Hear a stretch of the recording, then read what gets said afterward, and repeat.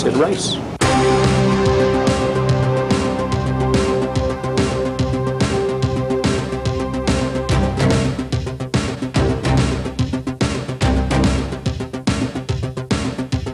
Until we read the judgment, I don't know whether we've been forced back to the table or whether we can live with it or whether they can live with it, I don't know. But I do know we made a decision 6 weeks ago that our game was to prepare to race in September. We're ready. It looks like it wasn't a bad call. Well, I'm happy if you do it, if that fits with his system. George is on this phone, Peter D. Okay, let's roll it. What we got? It's on the way. September 19th is the race date.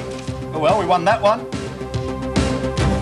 On July 25th, Judge Carmen Saparik ruled that an America's Cup race between the Challenger New Zealand and the catamaran Stars and Stripes should take place. The right to protest the validity of the catamaran as a suitable defending vessel was held open. You know, my position's got to be simple. I came and I challenged in the tradition of the Cup with an exciting boat for the Cup. I have never seen the defender since that day behave like a defender and behave like a sportsman. And a trustee. We will protest the mismatch forever. It is not sporting, it is not defending the Cup in terms of the deed of gift, and it is not right that the America's Cup become a mismatch. With the K-boat out on the water, as it has been 51 days in the last 56, Michael Fay called a press conference to tell the yachting world what the decision will mean to the New Zealand Challenge. We went early to try and resolve this issue before a match took place. The judge has said you can't come on this issue until after you have raced. She's given us that directive. That's the way we have to go. I think I was surprised in the sense that, given that the court case was May the 25th, I think everybody's expectation was that the basic issue would have been answered. The judge has said she can't answer it. She has said that it's not appropriate to answer it. The defender has the right to turn up with any boat he wants to until the day of the racing. I suppose I should once again endorse, or should rather request and exhort Sail America to turn up with a monohull. It's still theoretically inside their powers. It's an option that exists and an option that would solve the problem. The judge has said race. Okay? She has not decided that the monohull against the multi-hull is legal or illegal. So on my calculation, we go to the line in 6 weeks. All right? In probably what will be a best of 3, so that means 2-0 to us. Okay? Now, if it was tough in Fremantle, if it was tough before, it's tough this time round because not any one of us has any bloody doubt about what should happen in terms of a multi-hull beating a mono-hull. And the name of the game is to make sure for us that it doesn't happen. So please, don't have any commitments, don't have any plans, don't have any expectations of when we go to bed and when we get out of bed, when we're working and when we're not working, because I think you'll all agree 6 weeks is a pretty short timetable. And if there's anybody here who can't work 24 hours a day, 7 days a week for the next 6 weeks, then they shouldn't be here, and they can get a leave pass if they want to, because we're not going to stop from here till there. Regardless of the possibility of further court action after the race, or the stacked odds of such a mismatch, the 64-strong Kiwi team have now switched to what Michael Fay calls a winning mode.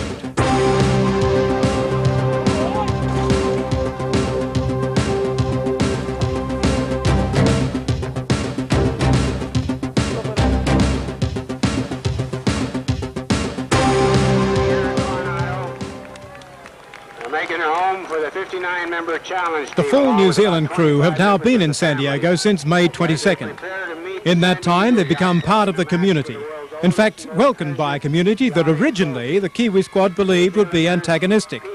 Coronado's Yacht Club has held barbecues to honour the squad, and the Mayor declared July 7 as New Zealand America's Cup Challenge Team Day. 18,000 square feet of sail. That's nearly half an acre. The team has even been drawing a friendly response from their opponents on the water, Stars and Stripes. To Coronado.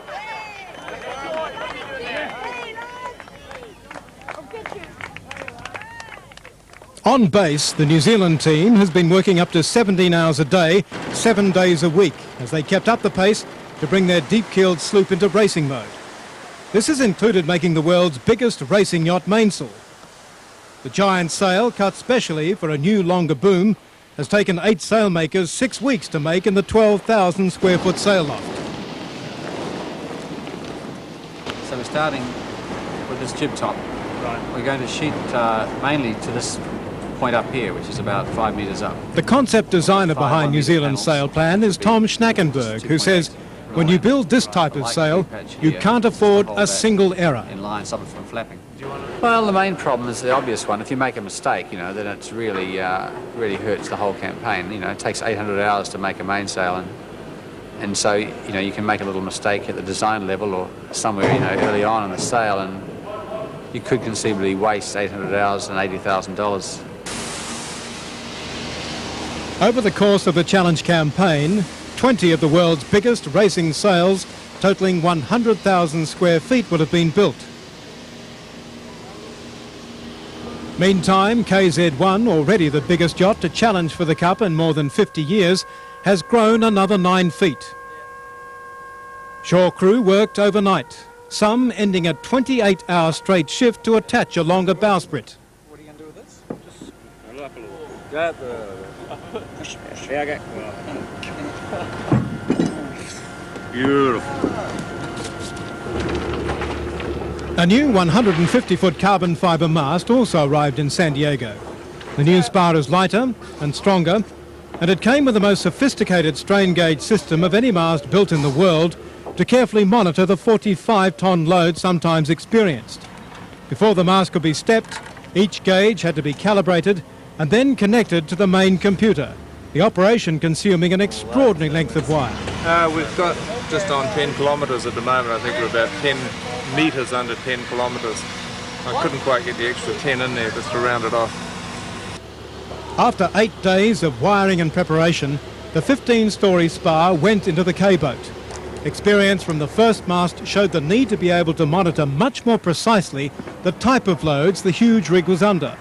During construction of Mast 2, strain gauges were built in the centre of the laminates, as well as on both the inner and outer walls.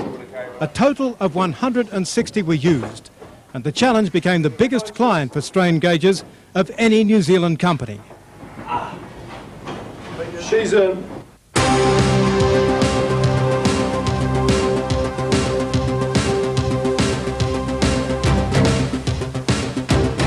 With 5 weeks to go to the first race, the final afterguard or cockpit crew were confirmed. The skipper of KZ1 for September's races is 3 times World 470 champion David Barnes, who also skippered Kiwi Magic to victory in the World 12-metre Championships in Sardinia last year. Richard Morris, the architect of New Zealand's breakthrough onboard computer systems, will be navigator, a job he held on KZ7 during the '87 Worlds. In the cockpit with Barnes will be international ocean racing veteran and World OK dinghy champion Peter Lester as tactician and second helmsman.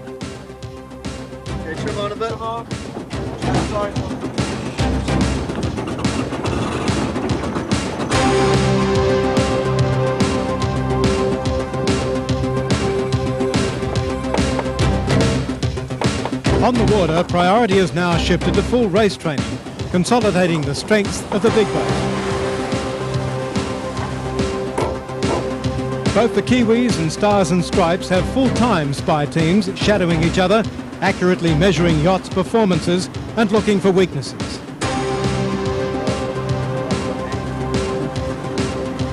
As expected, the Cat's straight-line speed is dramatic, but the Kiwis believe one area where the Cats could be vulnerable is in pre-start manoeuvres.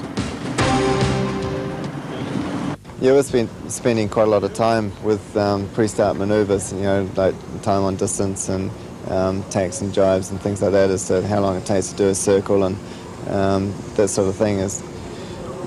We really need to spend as much time as we can doing that sort of thing, because that's one area there where the Cat could be vulnerable is pre-start. So we'd really kick ourselves at the end if we didn't spend enough time in that area. That's one of the places we need to jump real hard on them, straight out of the blocks and come straight at them and go toe-to-toe and see how much they want to go in circles and try to maneuver their catamaran. You have to bear in mind, though, Dennis is a master at the fadeaway start, and he knows that that's where he's vulnerable, and he'll do his best to protect it. It's up to us to be aggressive towards him, because if we don't get close to him at the start, or maybe well, say, get a protest situation at the start, then we may never see them again. Okay, ready to bear away, run the line. Derby, bear away and run the line. Stand by to jibe. And jibe here, guys. Nick. Yep, coming up. 5, 4, 3, 2, 1.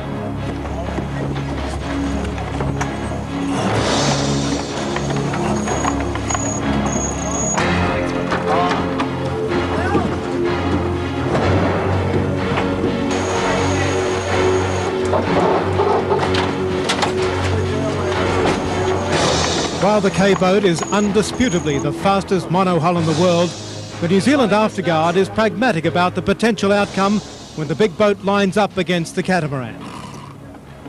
I rate the Cat very favourably. I mean, as Michael keeps telling us all, it is a mismatch.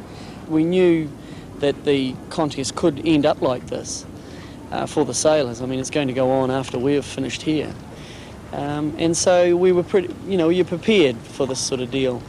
We've been given the job, as far as everybody's concerned on the boat, to learn how to sail the boat the best that we can, and we've got to go out there and sail that boat around the course the fastest we know how. And we've spent a lot of time in research, development, and working on crew work. And really, from the day that we first launched the boat until where we are now, I think everybody's come a long way. And so it's an important fact, as far as all of us are concerned, that we've just spent the time learning to sail the boat the best that we can. And the fact that we're racing against a totally different concept is really, it's a fact of life. 1 month to the day before the first race, the New Zealand team threw a party. Over 30,000 San Diegans turned up to an open day to meet the crew and look at the big boat close up. It was a chance for the New Zealand team to say thank you for the hospitality they've received in San Diego, and the last chance before the race for a moment of relaxation, Kiwi style.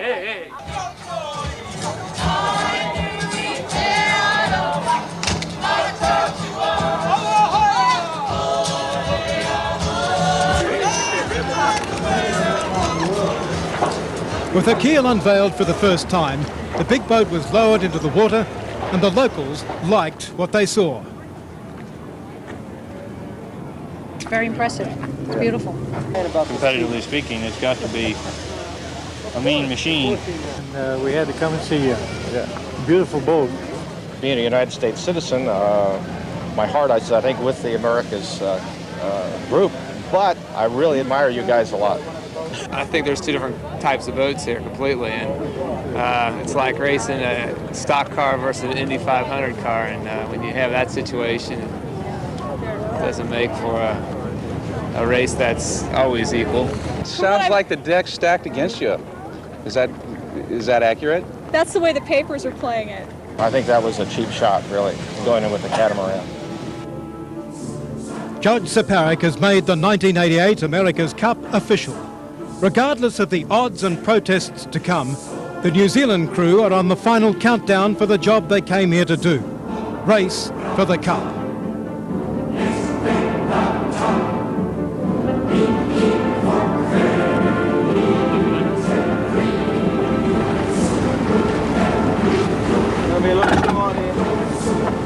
Let's go straight for the pin, Dave. Okay, go.